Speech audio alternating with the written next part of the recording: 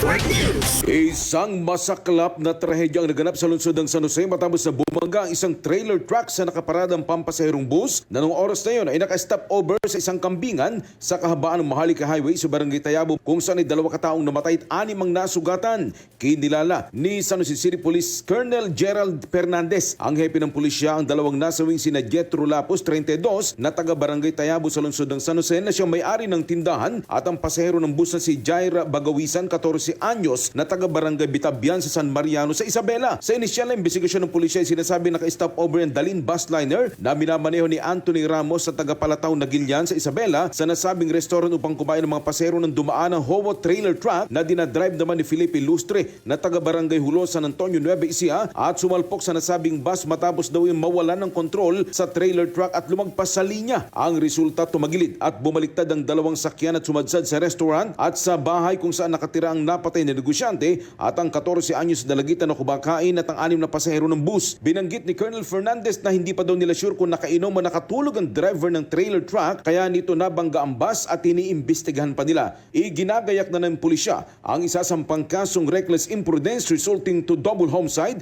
multiple physical injuries at damage to properties laban sa 43 anyos na driver ng trailer truck. Kasama mo sa RMN Nueva Ecija, Radyo Man Ace Blanca, Tatak Arimen. RMN Network News.